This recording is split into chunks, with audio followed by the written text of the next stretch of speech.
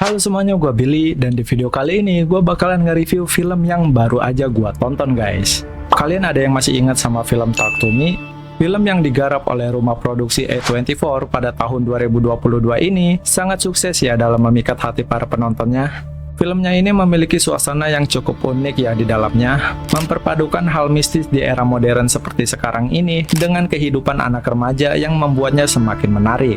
Nah, tapi sebenarnya di sini gue bukan pengen ngebahas film Talk to Me, melainkan di sini gue pengen ngebahas film yang ditulis dan disutradarai oleh orang yang sama seperti film Talk to Me, guys. Masih dengan rumah produksi yang sama, Danny Filippo dan Michael Filippo sebagai sutradara dari film Talk to Me baru aja ngerilis film terbarunya, guys, yang berjudul Bring Her Back. We can bring her back. Kalau dilihat dari trailernya sih, film ini tuh bener-bener menarik banget sih ya kayaknya. Trailernya itu nggak terlalu banyak ngebocorin cerita dari filmnya, tapi tetap ngasih suasana yang mencekam dan ngebuat perasaan penonton itu jadi nggak nyaman saat menonton trailernya. Gue suka banget sih sama trailer dari film ini. Mereka tuh nggak terlalu berlebihan untuk memasukkan setiap adegan yang ada di dalam filmnya, yang membuat gue tuh jadi kaget banget ya saat menonton filmnya secara full. Gue bener-bener gak nyangka sama apa yang ditampilkan di dalam film ini, guys. Oke, sebelum gue ngebedah isi filmnya, di sini gue pengen ngasih tahu dulu ya kalau sebenarnya film ini tuh nyeritain tentang apa sih. Jadi, film ini tuh nyeritain tentang seorang kakak beradik yang bernama Andy dan juga Viper, yang diasuh oleh seseorang yang bernama Laura setelah ayah mereka berdua meninggal dunia, guys. Nah, tadinya si Laura ini hanya ingin mengasuh si Viper aja ya. Tapi karena mereka berdua ini bersikeras untuk tetap tinggal bersama, jadi ya udah, akhirnya si Andy pun ikut bersama si Viper ke rumahnya si Laura ini. Bahkan kelihatan banget ya, waktu mereka berdua sampai di rumahnya si Laura, sikap Laura ini sangat berbeda ya kepada si Andy. Nah, setelah mereka mengobrol satu sama lain, mereka berdua pun perlahan-lahan akhirnya mengetahui seperti apa latar belakang dari karakter Laura ini. Ternyata Laura ini adalah seorang mantan konselor yang sebelumnya memiliki seorang anak perempuan tunanetra yang sama seperti Piper, guys. Laura memberitahukan kepada mereka berdua bahwa kematian putrinya yang bernama Kathy itu terjadi karena ia tenggelam di kolam berenang yang ada di belakang rumahnya. Dan sebelum kedatangan Andy dan Piper, tadinya si Laura ini hanya tinggal berdua bersama keponakannya yang bisu yang bernama Oliver, guys. Oke, jadi itu dia latar belakang dari karakter si Laura ini yang diberitahukan kepada Andy dan juga Piper ya. Nah, tapi sebenarnya tuh masih banyak sekali guys rahasia yang belum terungkap yang berkaitan dengan masa lalu dari karakter Laura ini ya. Nah, setelah beberapa hari mereka tinggal bersama, si Andy ini sempat mengalami beberapa kejadian yang cukup aneh di sana.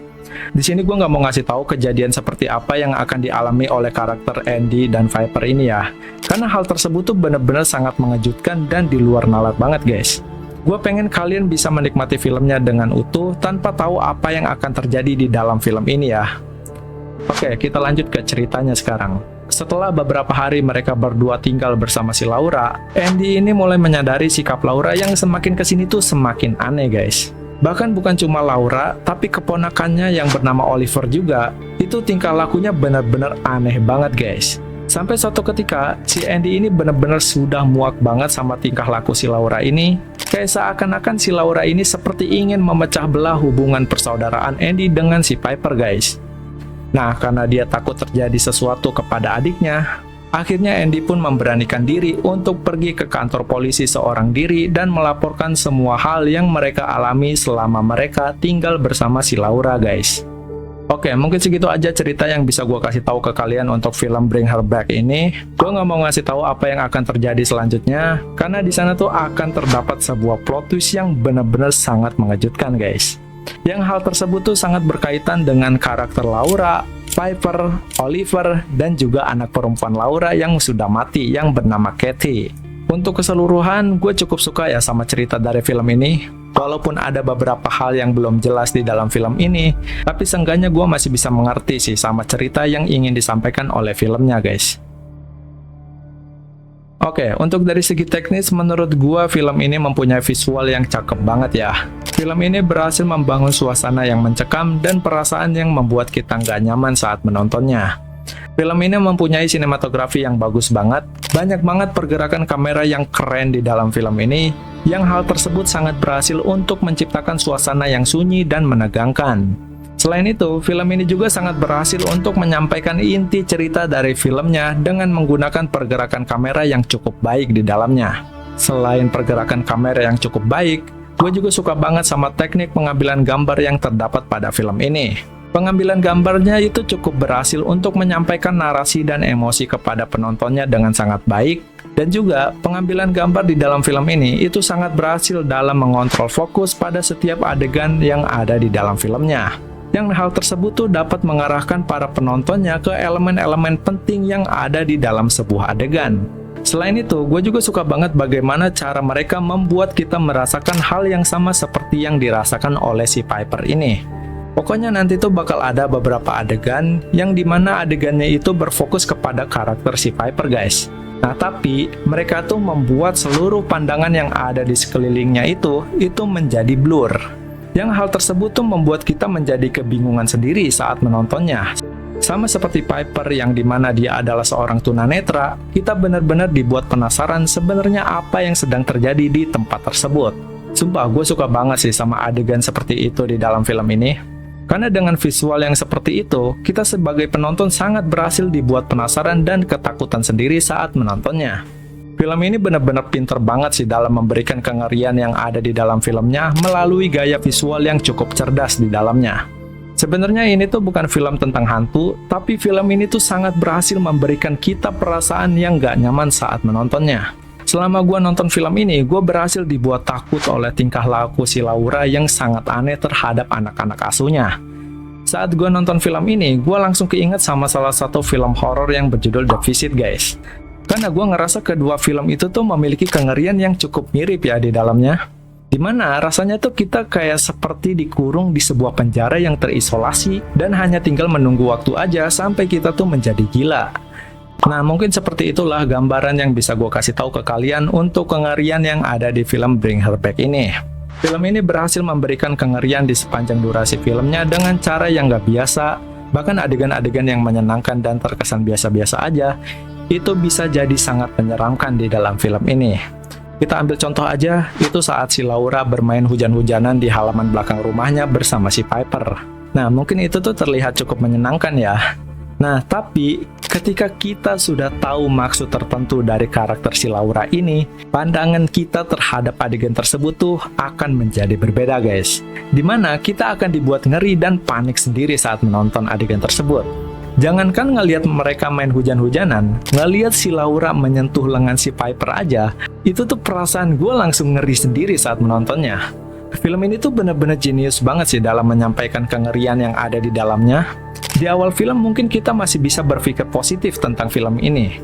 Karena emang di bagian awal, film ini tuh seperti tidak memiliki suatu hal yang cukup menyeramkan di dalamnya. Nah, tapi ketika sudah sampai di pertengahan, baru tuh kalian akan merasakan betapa ngerinya film ini. Oke, selanjutnya gue pengen ngebahas karakter-karakter yang ada di dalam film ini. Sumpah ya, gue tuh bener-bener suka banget sama karakter-karakter yang ada di dalam film ini. Terutama itu untuk karakter Andy dan juga Piper ya. Gue bener-bener sayang banget sih sama mereka berdua. Ikatan persaudaraan mereka berdua di dalam film ini tuh sangat kuat ya. Seperti contohnya itu saat Andy memberitahukan masa lalu keluarganya yang cukup mengerikan, tapi meskipun begitu dia tetap menyayangi adik kesayangannya itu dan merahasiakan semuanya. Itu bener-bener so sweet banget sih. Setiap karakter di dalam film ini tuh berhasil dikenalkan dengan sangat baik.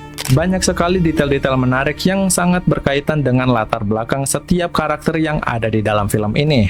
Dari awal film dimulai, kita tuh seperti kayak dipaksa untuk mengenali setiap karakter yang ada di dalam film ini guys. Karena setiap karakter yang ada di dalam film ini tuh, itu emang mempunyai peran yang sangat penting di dalamnya. Tapi meskipun begitu ya, penulis cerita dari film ini, itu tuh mereka sangat berani untuk menyiksa setiap karakter yang ada di dalamnya. Terutama pada karakter si Piper sih. Sumpah, gue bener-bener ngerasa kasihan dan gak tega banget sih ngeliat dia di film ini. Gue bener-bener gak ngerti lagi sih, kenapa mereka begitu tega menyiksa karakter si imut ini gitu loh. Nah, ngomongin soal penyiksaan ya, sebenarnya penyiksaan yang dialami oleh si Piper di dalam film ini, itu tuh bukan dengan cara disiksa secara fisik guys. Melainkan penyiksaan yang gua maksud, itu adalah ketidaktahuan yang dialami oleh si Piper atas apa yang semuanya sedang terjadi di tempat tersebut. Karena dari awal, yang mengetahui semua keanehan dari karakter si Laura ini, itu tuh cuma si Andy doang guys. Si Piper ini tuh dia nggak tahu apa-apa, karena dia tuh emang nggak bisa ngeliat gitu loh. Nah, kemudian, ketika sesuatu yang janggal sedang terjadi di dalam rumahnya si Laura ini, si Piper tuh hanya bisa mendengar dengan rasa penasaran dan ketakutan yang menyelimutinya. Nah, jadi seperti itulah penyiksaan yang dialami oleh si Piper di dalam film ini ya. Mereka ini menyiksa setiap karakternya dengan cara yang cukup unik, sampai-sampai gue ngerasa kalau yang disiksa itu bukan cuma karakter yang ada di dalam film ini, tapi kita juga sebagai penonton itu merasa seperti disiksa saat menontonnya. Sumpah, ini film benar-benar keren banget sih. Oke, selanjutnya di sini gue pengen ngomongin soal ending yang ada di dalam film ini ya. Tapi tenang aja, gue nggak bakalan spoiler. Di sini gue cuma pengen nyampein perasaan gue setelah nonton film ini ya. Jujur, menurut gue ending dari film ini tuh sangat memilukan sekali guys. Setelah nonton film ini tuh, gue benar-benar berhasil dibuat kepikiran terus sama apa yang sudah terjadi di dalam film ini. Air mata gue nggak bisa berhenti mengalir, dan juga suasana hati gue itu benar-benar sulit banget untuk dijelasin guys. Isi hati gue benar-benar terluka banget sih saat melihat ending dari film ini. Gue benar-benar masih nggak percaya sama apa yang sudah gue lihat di dalam film ini guys. So, menurut gue ini adalah film yang sangat mengerikan dan memilukan banget sih buat gue. Oke, selanjutnya gue pengen ngomongin suatu hal yang gue kurang suka dari film ini ya. Menurut gue, banyak sekali hal-hal yang masih belum jelas di dalam film ini. Di film ini tuh, banyak sekali menampilkan detail-detail kecil yang gak dijelaskan secara terus terang di dalam filmnya guys. Yang gue rasa hal tersebut tuh cuma bakal jadi sebuah teori-teori liar aja sih buat para penontonnya. Selain itu, masih banyak juga hal-hal yang cukup ambigu di dalam film ini yang tidak dijelaskan secara eksplisit di dalam filmnya. Film ini tuh banyak sekali meninggalkan beberapa pertanyaan di dalamnya. So, kalau kalian suka berteori-teori sendiri setelah menonton sebuah film, kalian pasti bakalan cocok banget sih sama film ini. Nah, selanjutnya, mungkin ini tuh bukan kekurangan ya. Gue bingung banget kenapa film ini tuh memiliki rating 21+ di dalamnya. Saat gue ngeliat rating dari film ini tuh 21+, tadinya itu gue berpikir bakal ada adegan yang berbau hal seksual di dalamnya. Bukan karena gue otak bokep ya, tapi karena gue tuh udah sering banget nonton film yang ratingnya itu 21+ juga guys. Nah, tapi pada kenyataannya nggak ada sama sekali adegan seksual di dalam film ini. Dan gue sama sekali nggak mempermasalahkan hal itu sih sebenarnya. Dan kalau kita ngomongin soal adegan gore ya, menurut gue adegan gore di dalam film ini tuh nggak terlalu sadis guys. Tingkat kesadisan yang ada di dalam film ini tuh sebenarnya sangat tipis, tapi cukup efektif untuk ngebuat gua tuh ngilu sendiri saat menontonnya. Adegan gore yang ada di dalam film ini, itu tuh bisa dibilang gak terlalu banyak, tapi sekalinya ada, itu bener-bener ngilu banget. Oke, mungkin segitu aja review dari gua untuk film Bring Her Back ini. Overall, menurut gua ini adalah film yang sangat mengerikan, dengan ending yang cukup memilukan. Ini adalah film horor yang sangat unik dalam menyampaikan kengerian yang ada di dalamnya. So, kalau kalian ingin merasakan pengalaman menonton yang berbeda ketika menonton film horor, ini film recommended banget sih buat kalian. Untuk ratingnya sendiri, gue bakalan kasih film ini rating 8,5/10. Oke, sebelum gue akhiri video ini, seperti biasa di sini gue pengen ngasih tahu dulu ke kalian kalau semua yang gue omongin di dalam video ini itu adalah pure pendapat pribadi gue untuk film Bring Her Back ini. Kalau kalian punya pendapat sendiri untuk film ini, kalian bisa langsung komen aja di bawah. Oke, mungkin segitu aja untuk video gue kali ini. Terima kasih buat kalian yang udah nonton sampai habis. Kalau kalian suka dengan konten seperti ini, jangan lupa untuk klik like dan juga subscribe. Kalau begitu, sampai jumpa di video gue selanjutnya. Bye-bye, bye-bye guys.